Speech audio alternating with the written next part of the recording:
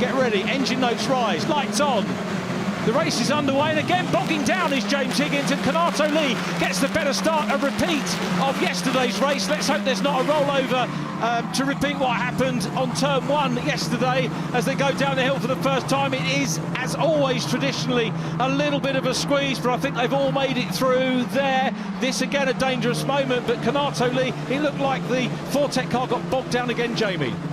Yeah, just unfortunately maybe not quite fixed that technical issue that he had yesterday, and unfortunately not a great start from Higgins, and Kanato now just needs to get his head down, keep his head out his mirrors and get cracked on.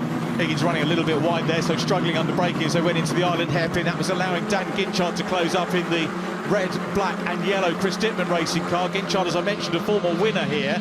It's Will McIntyre who is next up, and Will determined to get good championship points, followed by Deegan Fairclough. Issues there for Stilp again, Gabe Stilp having all sorts of issues. We've got the second Fortec car coming back on track as well, as they all sort themselves out in lap number 1. Gustav Johnson in the mix there as well, just being pushed towards the inside of the circuit as they come up towards the end of lap number 1. But you can see the marbles on the outside of the track that the drivers can get issues with if they run wide. I think that was half the problem with the cars going wide at the hairpin. Side by side here, Akil Alabai and Noah Lyle, and it's Alabai, the South African, that gets the better of that. It's a little wobble as he goes down to the bottom of the hill, and Lyle might have more momentum over the Virtuosi car in the Rodin Carlin car to try and look around the outside.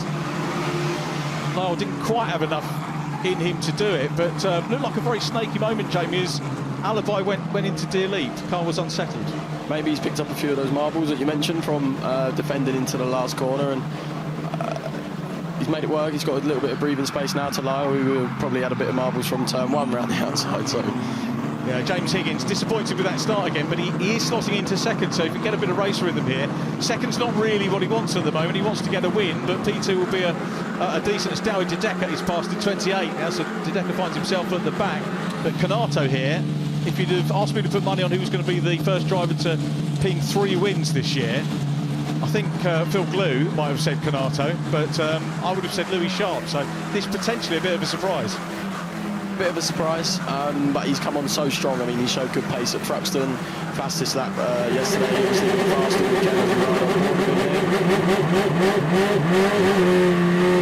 That's a durable clutch. Well, you could hear him preloading that for so long, and everything's binded up, ready to go, and he gets a perfect launch, and just a good start. Credit to him, isn't he? Yeah, here's the front view that we had, so watch that.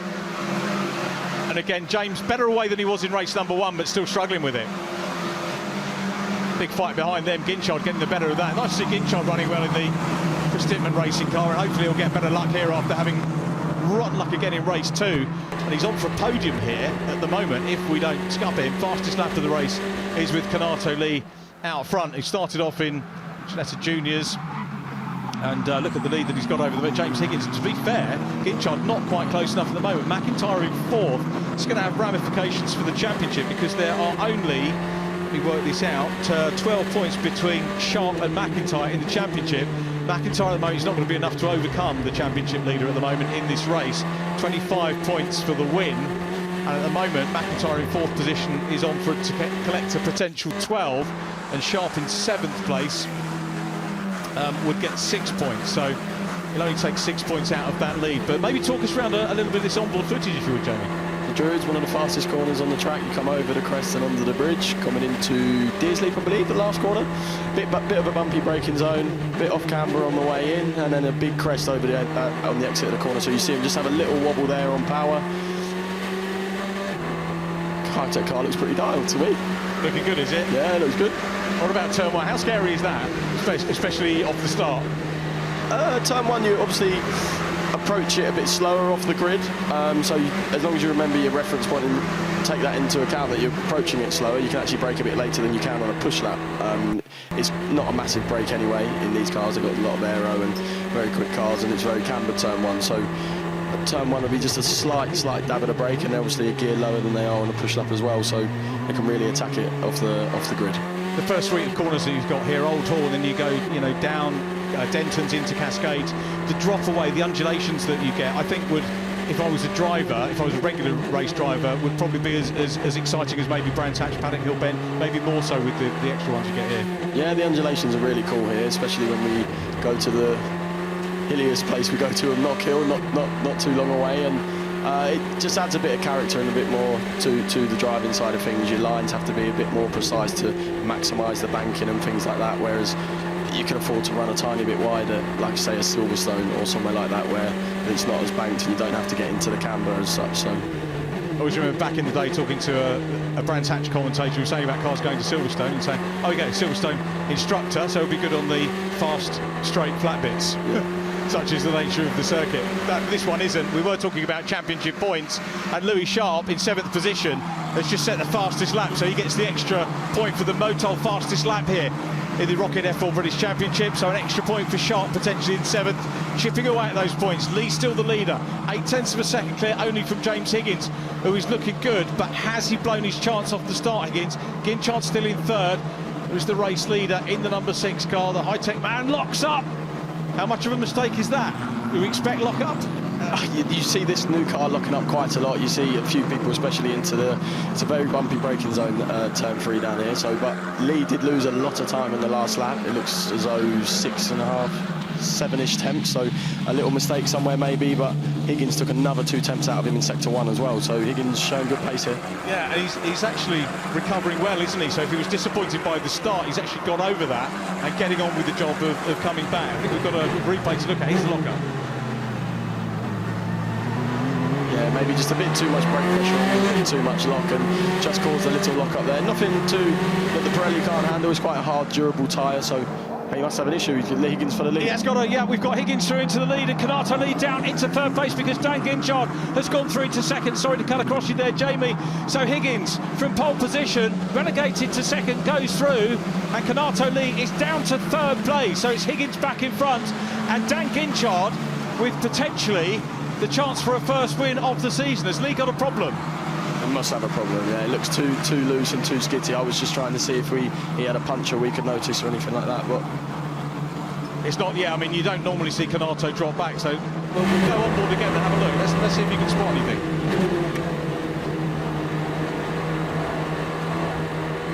Yeah, something's broken. A loose wheel or something loose on the rear, just causing a bit of an oversteery car for him. What a shame.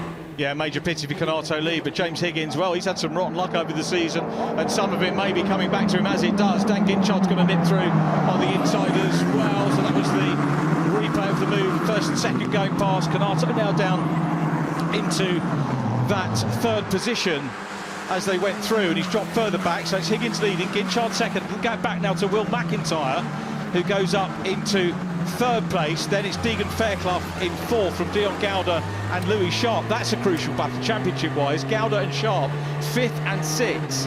Gowder 3rd in the table, McIntyre 2nd, and Gowder with a pole position for the spare race that we've got. And I'm sorry to bang on about it, but that race that has been held over from Snetterton, which will take place at Donington Park later in the year, has Dion Gowder on pole position, so he knows that he's got a potential big score there as we get to the closing stages of the championship, should he need it to overcome whoever's in front of him.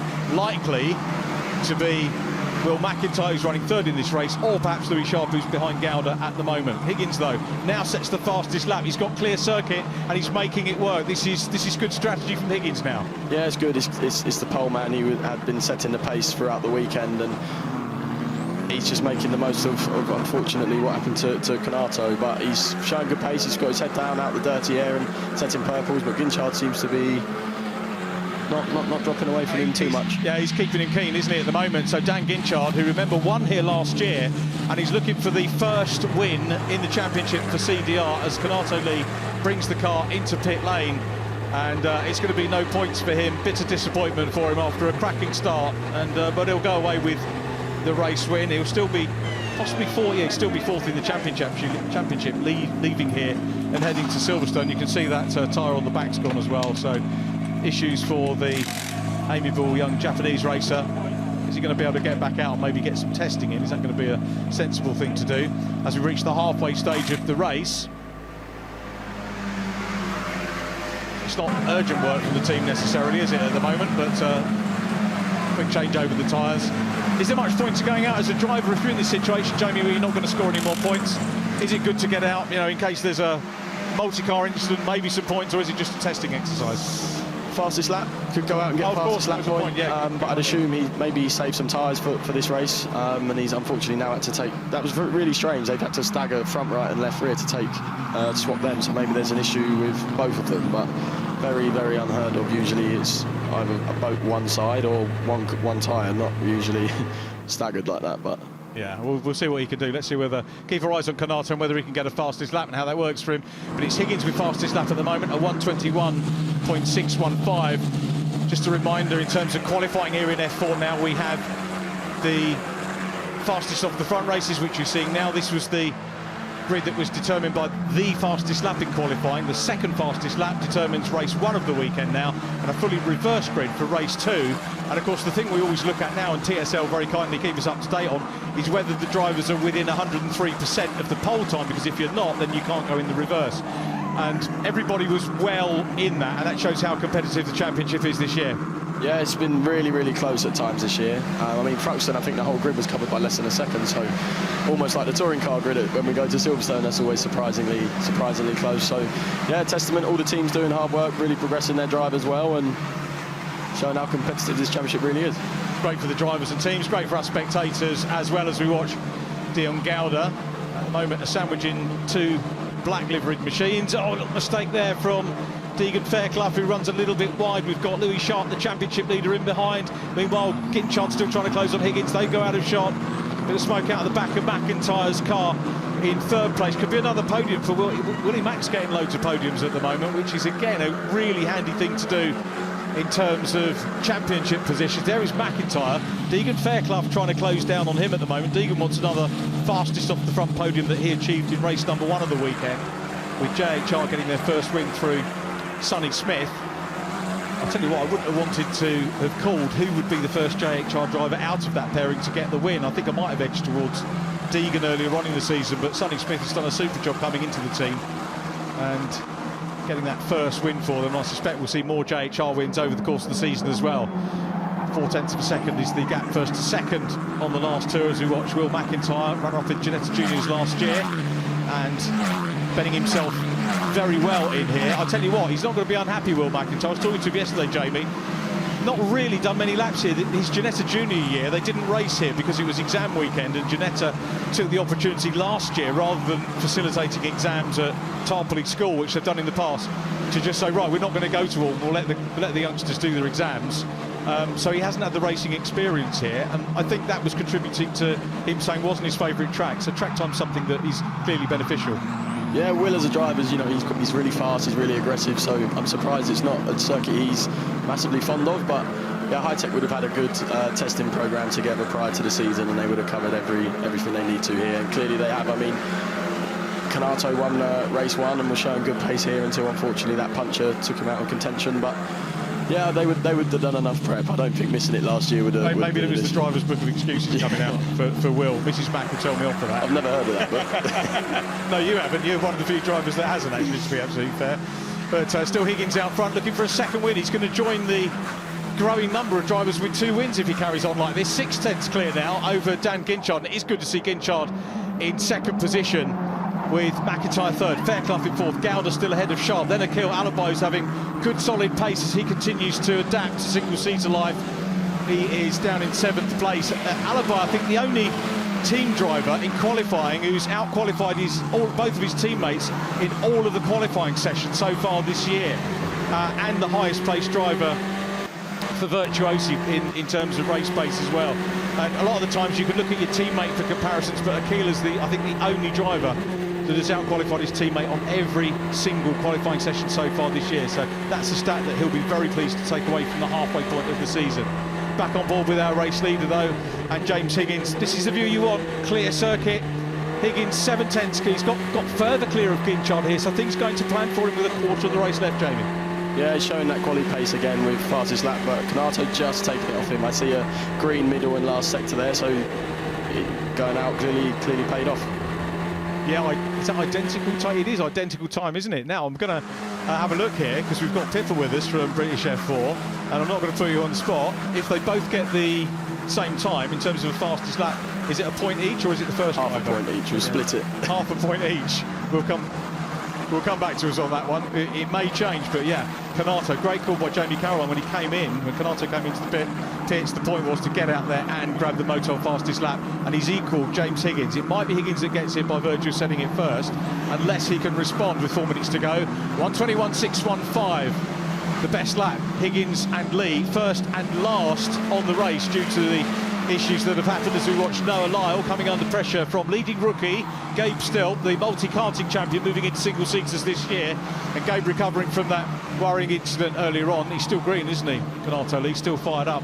That's that aim, isn't it? Fastest lap of the race, try and go through as we watch the number 2 Lyle from Still back on board now with the race leader James Higgins. So James through Tilly. Well, I'll beg your pardon, Kanato, isn't he, with the fastest lap? Sorry, I was thinking James Higgins because Kanato led earlier on. But yeah, Kanato at the back, and now he's got the. So we don't need to research the championship regulations anymore. Fastest lap, Motul fastest lap point goes to Kanato Lee, unless James Higgins can equal it and get back to him. But that was job done, Jamie, wasn't it? Good racing from him. Yeah, good from him. He's clearly got his head down and not let that puncture bother him too much, and he's really making the most of that bad situation. But I do think Higgins, one, he's not going to want to push 110% with Ginchard that close to him and risk making a mistake. Also, the degradation of the tyre, his tyre's going to be a little bit old now, so I think you'll see him just playing it safe, and he'll still be pushing because Ginchard's showing pace. But now, as ever, a black nose is one of the Argenti cars. It's that Barashi again. Again, we can't tell from there. We know it's an Argenti car, but we're not quite sure which one it is. Dropping down the oil, it's Pat Hoytsenroder. And red flag with the car off there. That will be red and checker for our 250th F4 British Championship race, certified by FIA, sponsored by ROKiT. We hope that Pat is okay. And it's going to be James Higgins who joins the list of double winners in the F4 British Championship. Dan Ginchard, a handy second position. CDR starting to show some great pace this weekend. Sometimes it can be the track that you come to. Other times it can be the drivers, all sorts of things that could come into the mix. But we're just waiting for confirmation that they won't restart it with 3 minutes left on the clock. There is Pat Hoytsenroder out of the car. That's good news, good to see. But that will be checker, Jamie, won't it, with the 3/4 of the race done? yeah, unfortunate way to end the race, but at least nice to see him out of the car and okay. And yeah, Higgins finally got his win after having a double pole. Not too lucky yesterday, and yeah, he's made the most of that result then. He has, yeah. I think, to be fair, that was pretty much settled. There are a few little scraps maybe beginning to develop, but whether they'd have come to anything with 3 minutes 24 on the clock. So Pat Hoytsenroder back out. You'll see right at the top of shot. Cameramen and directors picked this out very well indeed. And is that Druids that he's coming out of? Yeah, Exeter Druids. I've actually done that myself, so I know that can be a big one. The two things you said to me this weekend was that you'd rolled a car and you'd done that, but, you know, that happens to champions, doesn't it? Here entices you to push, and if it bites hard, but it's nice to see him get out and be okay. Yeah, that's absolutely the main thing. So Pat Hoytsenroder will come back next weekend. Getting out of the car that set the fastest lap and grabbing the fastest lap point is Kanato Lee, who gave us a terrific start and winds up in 21st. I'm not sure if we've got the result declared yet for you. Yes, we have, because we've got James Higgins down there in Parc Ferme. And James Higgins for Fortec Motorsport. Great to see James and Fortec doing so well. There is the handshake with Will McIntyre in the number 5 car. We'll go across to Dan Ginchard as well. Great camaraderie as ever from the F4 drivers. Sad that it finished early, but a good thing to get Pat attended to, get the tyre barriers rebuilt. It's been another interesting week, Jamie, isn't it? So halfway point of the championship. Quick half-term report from you. Who do you fancy for the title at the end of the year? When it comes to crunch time, I think Sharp may be able to deal with the pressure a little bit better, but Gaudo, I think, has shown really good pace the last few weekends. The high-techs have been strong, and yeah, Fairclough creeping up there as well now. Yeah. Good result this weekend. Unfortunately, had a few wins taken off him already this year, but it's being closer than ever, I think, at the moment. Essentially, we don't know who's going to win the championship, isn't it? No, sorry, that's a long sort of that answer. I don't know. So yes, the main thing is stay with us on ITV4, of course, to make sure you watch the rest of the season. Here's how they finished in round 15 of the championship, though, the halfway point of the 2023 ROKiT F4 British Championship, certified by FIA. And James Higgins makes it 2 wins this year from Dan Ginchard and Will McIntyre. Deegan Fairclough next up from Dion Gowder and Louis Sharp. Akil Alibi 7th from Noah Lyle. Gabe Stilt wins the rookies ahead of Mika Abrahams in 10th. Second in the rookies, Gustav Johnson from Jack Sherwood. Third in the rookies, Josh Irfan. Then it was Kai Darinani from Jimmy Pazik. Isaac Barashi in 16th from Jaden Pariat, Dowie Tedeka. And Sonny Smith, the next but one final finisher from Kanato Lee in 20th. So heading to Silverstone next weekend, it's Louis Sharp and a decreased championship lead, just 5 points separating him and Will McIntyre, with Dion Gowder just another 20 back. It's still only one race in it between those guys. Kanato Lee still in 4th, James Higgins next from Deegan Fairclough and Noah Lyle. Akil Alibi in 8th from Jimmy Pazik, and Aidan Neat wrapping up our top 10.